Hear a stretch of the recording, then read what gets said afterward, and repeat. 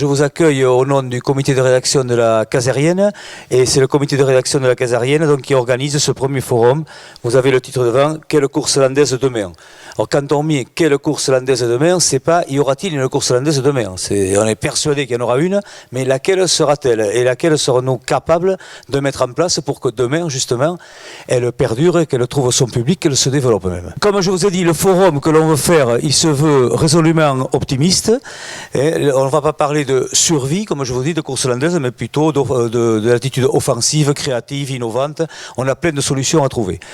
Alors avant de démarrer, juste quelques constats. Si on se pose cette question, et vous avez vu, il y a un élément qui a déclenché un peu, on a beaucoup parlé d'URSSAF récemment, là. Ça fait partie de ces éléments-là. Mais déjà, la société évolue, la mentalité des gens évolue, la population, notre public potentiel évolue. La moitié de la population de nos villages d'origine, quand on est parti dans nos villages d'origine, on ne connaît plus personne. Donc il y a des néo-ruraux, il y a des gens qui viennent de l'extérieur. Voilà, donc il y a toutes ces évolutions qu'il faut prendre en compte, mais aussi la motivation d'un public par rapport à tout ce qui est spectacle, tout ce qui est distraction, etc.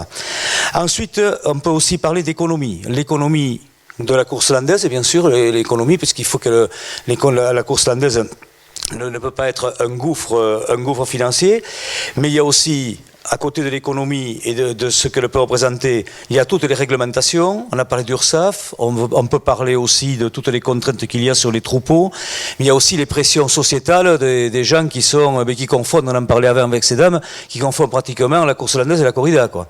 C'est-à-dire qu'on tue la bête, et tout ce qui est par rapport au bien-être animal. Donc ça fait partie aussi des choses qu'il va falloir aborder. Un élément important par rapport à la course landaise il y a quelques décennies, c'est le statut et le statut des acteurs. Avant, il y avait beaucoup d'acteurs qui étaient du milieu rural. Actuellement, leur insertion dans la vie professionnelle est de plus en plus difficile, puisque vous n'êtes pas sans savoir qu'il y a des risques de blessures et que pour des chefs d'entreprise, ça peut poser quelques problèmes. Donc c'est des questions qu'on peut se poser. Ensuite, on a des choses quand même positives. Là, je sais mais on a aussi l'économie globale avec la valorisation des terroirs. On voit que plus l'Europe, plus les frontières s'agrandissent, plus les gens vont vers les terroirs, vers les appellations d'origine, vers de l'authenticité. Je crois que là, on est très bien placé. Et en plus, nous sommes dans une région, Madame Cos, où l'attrait touristique est important.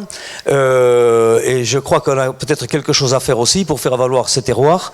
Et que cette singularité qu'est la course landaise fait partie de ces éléments différenciateurs, comme le label du poulet jaune des Landes, ou comme l'AOC des vins du Tursan, qui permettent justement, d'un point de vue économique, d'aller à la recherche d'une future clientèle. Un élément très très important qui bouge à vitesse grand V, ce sont aussi tous les éléments de communication. Je disais en plaisantant ce matin, Patrice Larosa a été interrogé ce matin sur Facebook par des jeunes de la nouvelle association. Je lui dis, on te voit en fond de la Patagonie, en Ouzbékistan en ce moment. C'est-à-dire qu'avec les moyens de communication qu'il y a actuellement, mais la course landaise peut se diffuser sans limite. Et je crois que c'est quelque chose qui change toutes les données. Voilà. Alors, dans ce contexte qui est fait de quelques menaces, mais aussi de beaucoup d'optimisme, disons d'opportunités. Il y a des menaces, mais il y a aussi beaucoup d'opportunités. Mais nous allons réfléchir ensemble, justement, comment on peut positionner cette course landaise demain. Pour le championnat de France, il y a un numéro spécial de la Casérienne qui va être le 30e anniversaire. Ça va être un numéro spécial où on va reprendre des articles qui ont été prégnants sur les 30 premières années. Et il y en a un, justement, c'est monsieur Gérard Darrigade qui avait lancé en 1989 les états généraux de la course landaise devant la désaffection du public. C'était il y a 30 ans. Alors, à l'époque, seuls 30% des clubs et des gens interrogés avaient répondu. Donc ça veut dire qu'il y en avait 70% qui n'avaient pas répondu. Ça vous donne ordre d'idée. Il faut quand même se préoccuper des choses. Mais 3 points forts avaient été retenus à l'époque, justement pour avancer. Le règlement avec des contradictions, permettez-moi de lire. Alors on souhaite un règlement unique au niveau des 2 comités régionaux. À l'époque, je crois Didier, les règlements n'étaient pas les mêmes. On ne veut pas distinguer les places, c'est-à-dire les arènes, mais adapter le bétail et la dimension des arènes, etc. Il y avait plusieurs propositions. Ça c'était le premier thème. Le deuxième thème, l'animation de la course. Utiliser des dépliants attrayants, affiches plus expressives. C'était il y a 30 ans, ça. Respect de l'heure. Passer au début de course. À l'époque, je me rappelle, la course était prévue à 16h, elle commençait à 17h30, parce que c'était la fête, les gens restaient à table. Mais ça a l'air de rien, ça. Mais c'était il y a 30 ans. Et maintenant, les courses, elles commencent pile poil à l'heure. Et on avait demandé plus de solennité dans le Paseo, notamment que les hommes en blanc mettent un gilet. Ça avait été un des éléments. Troisième point, la formation du public. Là, on va recouper. Motiver les clubs durant l'intersaison. Visite, causerie, débat, ce que fait Didier en ce moment d'ailleurs, dans une partie du travail de Didier en ce moment. Informer les jeunes au niveau des lycées. C'était marqué comme ça. Bon, on va plus loin, on va peut-être pas au niveau du lycée, mais on va au niveau des écoles. Hein.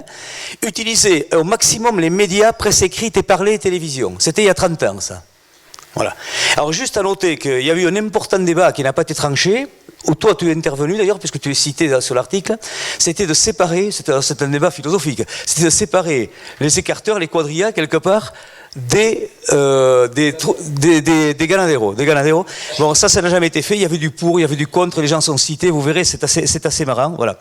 Mais, allez, qu'est-ce qui s'est passé aussi depuis 30 ans? Eh bien, il y a eu la création d'Arrêt Courage, c'est le 30e anniversaire. Il y a eu l'évolution de la part réservée aux sauteurs, qui ont pris une importance au niveau du public et au niveau du spectacle importante. L'évolution aussi de tout ce contexte musical. Bon, il y a eu certains types d'évolution. Bon, voilà, c'était juste pour faire un petit rappel. Voilà.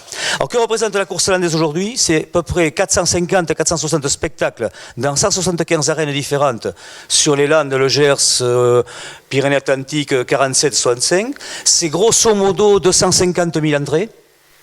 Global, hein, voilà, et notamment donc avec Vieux Bocaux, Monsieur Faustrey, qui est sans la reine qui fait le plus d'entrées, puisque je crois que vous êtes autour de 40 000 entrées sur l'été. 30 000. Les mauvaises années. Bon, 30 000 les mauvaises années. Bien. Voilà. Alors, juste pour vous présenter nos intervenants.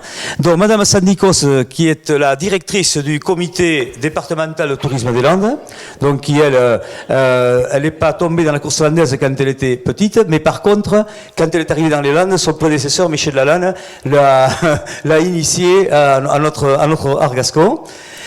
Monsieur Pierre Faustrey, donc, qui est le maire de Vieux-Bocaux, président de la communauté de communes de la Max, et qui est conseiller régional Nouvelle-Aquitaine, donc, et qui est à la tête de la Reine, qui fait le plus de spectateurs au niveau départemental. Et bien sûr, celui que vous connaissez tous, Didier White, triple champion de France, donc, qui est animateur à la Fédération française de la course landaise. Alors, on a essayé de réfléchir avec Patrice à 6 thèmes. Alors, les thèmes, d'abord, on va définir ce qu'est la course landaise. Je crois que c'est important de le définir. Ensuite, on verra sur quel public on peut toucher, quel spectacle il faut offrir, quelle communication peut-on faire, ou comment travailler la communication, parler aussi des acteurs et des ganaderos, et puis l'économie, justement, on avait parlé de voir le lien, il faut se donner quelques moyens, donc de faire une connexion avec le monde de l'entreprise, qui est important, ce monde de l'entreprise qui peut nous donner les moyens, justement, d'aller plus loin vis-à-vis des acteurs, vis-à-vis des formations, en fait tous les moyens qu'il faut se donner pour cela.